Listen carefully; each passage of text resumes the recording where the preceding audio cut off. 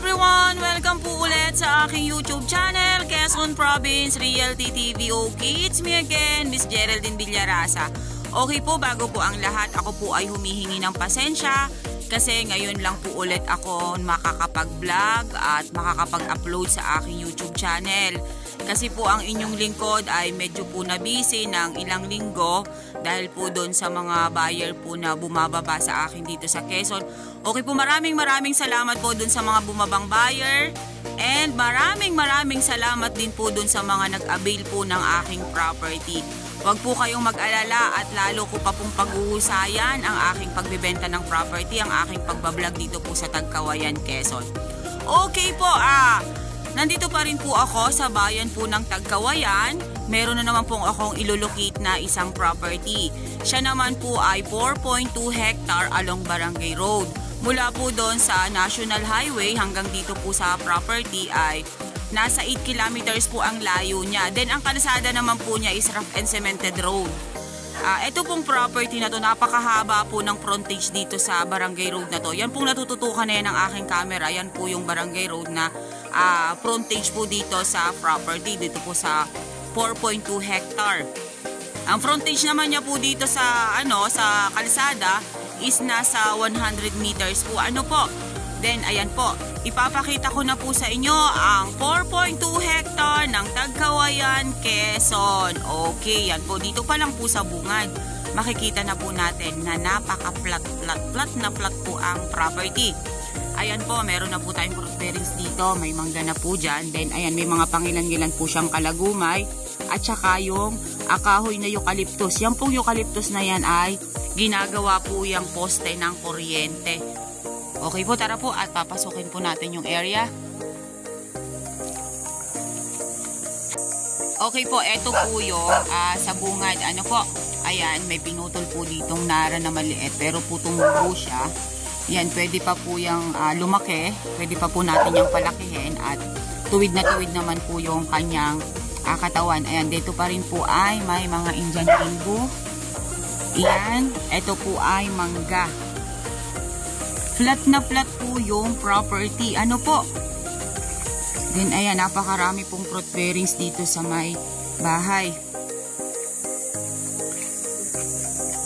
Ayan po siya. Ito may langka. Huwag mo akong kakagatin, dog, ha? Ayan. Ito po ay maganda po ang source of water dito. Kasi ang matatanda po sa amin dito sa Quezon, pagka merong ganyan na tinatawag na tibig, mababaw po ang bukal ng tubig. Okay.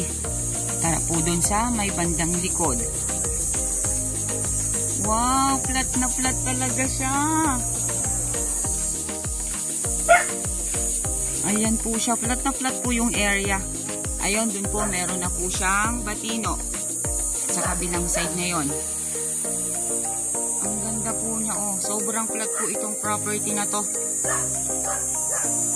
Yung pong mga naghahanap ng flat land, ito na po, napakaganda po nung area. 4.2 hectare, 1.5 million is like nego pa po si seller dito. Yan. Ang nyog po dito ay nasa ayan, makikita naman po ninyo yung mga nyog na yan, mga bagong tanim. Yan, pag naglakingan po yan, talagang marami pa rin po dito sa bandang bungad. Doon po natin titingnan sa likod kasi nandoon po ang mga nyog, sabi ni Kuya. Yan, ito po ay batino again. Then meron pong kulungan ng baboy dito sa area. Ayan, meron po siyang laman. Ayan po siya. Then ito po yung tubig nila. Balon.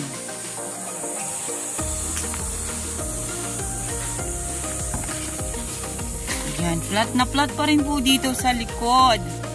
Ayan nga lang po talaga. Halos po ay maraming bakante. Halos po ay tawag dito mga kahoy gubat na po ang nandito sa loob ng area. Yung pong mga nyog niya pala is mga bagong tanim. Nasa 300 kapuno po yung mga bagong tanim na yon. Ito pong property na to, i-develop na lang po natin. Sa makakabili po niya, i-develop na lang po natin, pataniman na lang po natin kung anong pwede po natin ditong itanim. Kasi talaga po siya ay clearing na. May mga bago po siyang nyog, pero maliliit pa siya talaga. Ayan, napakaganda po. May isa po akong buyer na pumunta dito sa akin nung last week. Gusto niya po ay fruit plantation. At saka gusto niya po ay yung pagtataniman ng mga gulay kasi ang negosyo niya po talaga is gulayan. Marami raw po siyang tao na nagtatanim ng gulay. Then, iminamarket po nila sa Balintawak at sa Divisoria. Marami po siya sa aking ibinigay na kaalaman about po dun sa mga property na pwede pong itanim dito sa Tagkawayan, Quezon.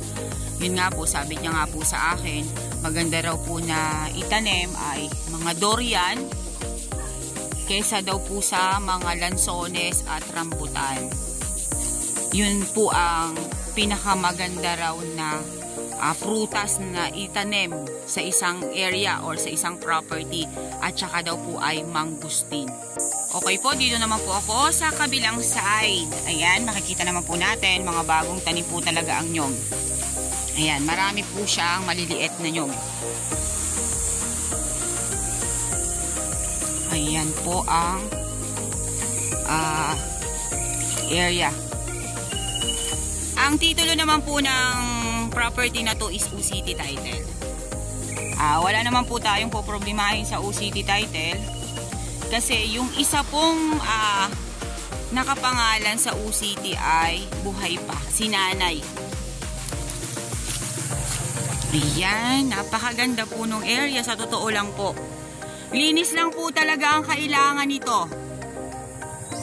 Pag ito po napalinisan, napakaganda po nung area, napakaganda po nung property.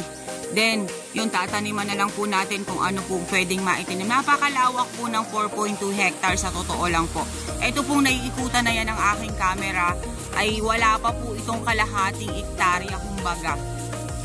Doon po sa likod nito, hindi ko na po talaga maaabot yung likod niya kasi nga po medyo po marami siya dalagang kahoy gubat.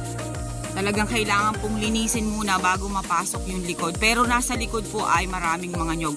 Ayan, makikita rin naman po ninyo, may mga pangilan-ngilan po dito na nyog na nakatayo. Ano po? Yun po, sa halaga pong 1.5 million, meron na po kayong 4.2 hectare. Slight nego pa po yun kay nanay. Ito po yung balon na kinukuhanan po nila ng tubig. Kumbaga po yan ay, ang magandang gawin dyan, palagyanan po ng culvert, din dilinisan po ulit. Kasi napakababaw po talaga ng bukal niya. Ayan, punong-puno po ng tubig. Linis lang talaga ito niya. Ang ganda. Flat na flat ang area. Tabi na ka doon ako sa may bandang yun. Ayan pa po. Ito po naman yung kabilang side dito sa Barangay Road. Ano po? Ayan, mga kalagumay pa rin po siya. Then yan, eucalyptus na puno. Then mga mahogany. No. Sorry po. Batino. Yan po ang nandito sa gilid po na to ng Barangay Road. Ayan, flat again po dito sa side na to. Wala po akong masasabi sa kaplatan po ng property na to. I-improve na lang po siya para maging maganda yung area.